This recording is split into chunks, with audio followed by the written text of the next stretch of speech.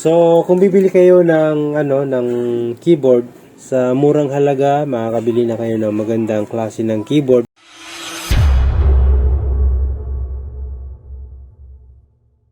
Alright guys, so mag-unboxing tayo ng in-order natin sa Shopee na isang keyboard. So, titingnan natin kung ano ang kanyang itsura sa personal. Kasi nakita ko lang siya siyempre sa Shopee. So, hindi pa natin siya nakikita ng personal. So, kaya i-unboxing natin ngayon. I-unboxing natin at i-review natin kung kumusta ba ang performance ng keyboard na ito.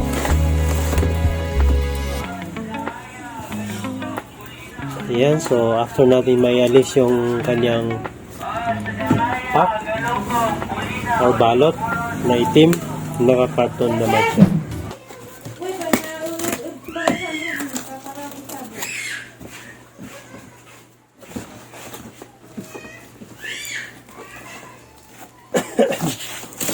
Ayun guys, so makikita ko talaga sa packaging pa lang napakaganda na kasi binalot na doon sa black na plastic, tapos binalot pa dito sa karton, tapos meron pa siyang karton mismo.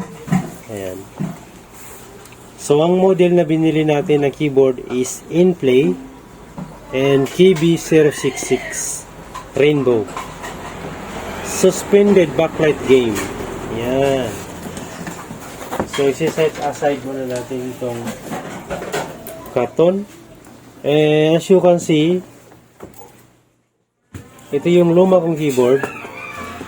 Ang problema ko kasi dito sa luma kong keyboard is kapag nagtatype ako, nag-i-encode ako, is medyo naglalak or naghahang yung mga keyboard niya. Especially dito sa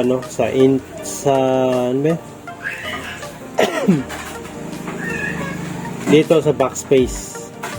So, nahihirapan ako dito. Kasi tuwing nagdi-delete ako, kailangan ko pang gumamit ng dalawang finger para matap siya.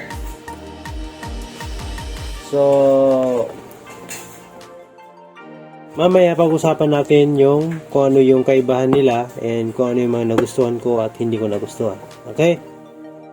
So, bubuksan na natin yung mismong karton ng keyboard. Ayan. So, meron pa siyang balot sa loob. Ayan, ito na yung mismong keyboard. So, makikita mo talaga na napakaputi ng mga letra. Hindi kagaya doon sa dati kong keyboard na hindi nakikita yung mga letra. Ayan guys, so isi-set aside muna natin yung kanyang carton.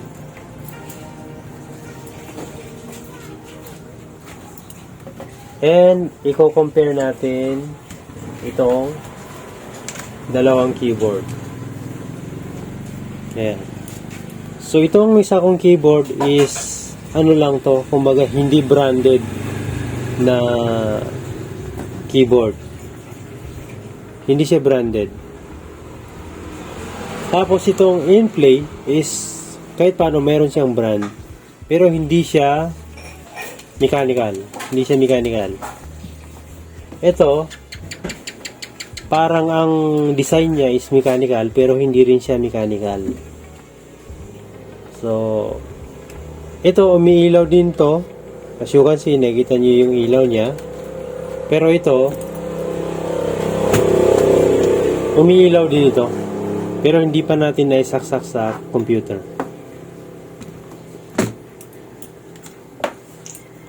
Ito, meron din siyang papatayan ng ilaw. Pwede natin patayin ng yung ilaw. Ayan.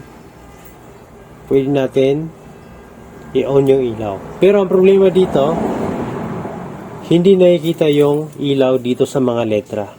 So, nahihirapan ako kapag gabi kasi kapag nag-i-encode ako, hindi ko makita yung letra. Kaya bumili ako nitong in-play. So dito sa likod, meron din siyang paa. Ayan. Ayan, may paa siya. Dito sa kabila, meron din. Ayan. Ayan. Ayan, itong dati kong keyboard, meron din naman siyang paa.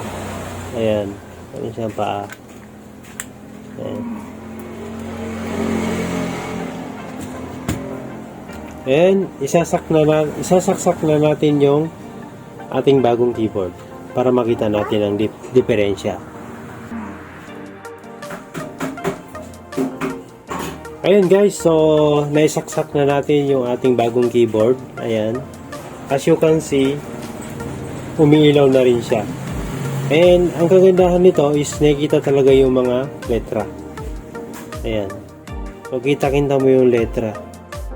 And pwede mo rin patayin yung LED nito. Ayan. And dito sa ating old na keyboard, pwede rin natin patayin yung ilaw.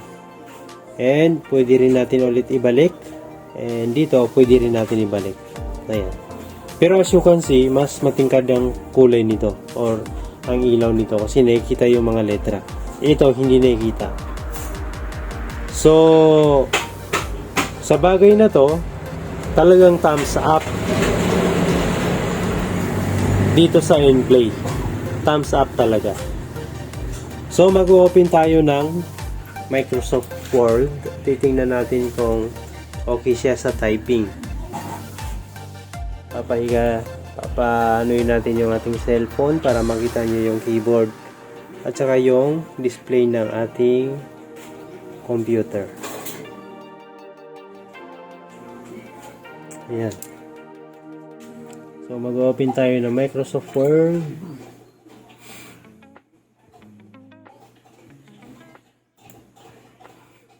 And dito type tayo ng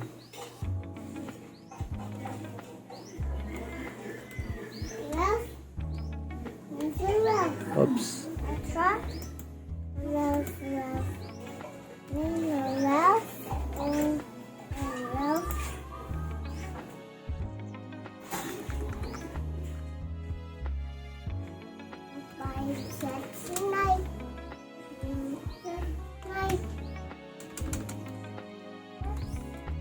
I think okay naman siya. Okay naman siyang mag-type. Dito naman sa isa.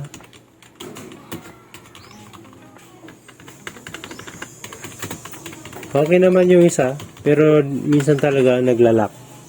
And dito, parang malabo siyang mag-lock kasi yung surface ng kanyang keyboard is hindi masyado nakaangat. So, I think maano siya, malabong mag-lock yung keyboard ng in-play. Pero dito sa dati kong keyboard is minsan naglalak talaga. Yan. So you can see, hindi siya nakaka-delete. Pero lang kung dalawa, ganyan. Pero ganito, mahirap talaga siya. Oh.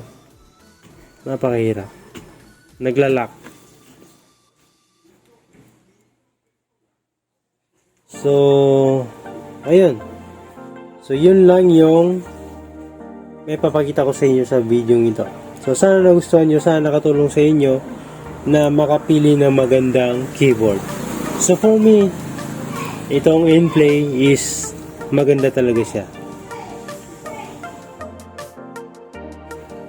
So, ito, meron pa siyang pailaw effect. Kung napapansin nyo, meron siyang breathing effect. Yung ilaw niya, parang nagbo-breathe. Pero ito, wala. Wala siyang breathing effect. Wala. Kahit i-try natin ng FN. Try natin ng FN. Saan ba yung FN? Parang wala talaga. Walang if and. Function, wala. So, dito lang sa in-play ang meron. Ito wala siyang if and. Para mag-breathe yung kanyang ilaw. So, kung bibili kayo ng keyboard sa murang halaga, makakabili na kayo ng magandang klase ng keyboard kagaya ng Inplay. And meron pang mga higher na mga keyboard ang Inplay. Pero dito lang tayo sa mga mumurahin. Okay? So, kung kayo naghahanap kayo ng budget na magandang keyboard, napakaganda yung Inplay. So, that's it.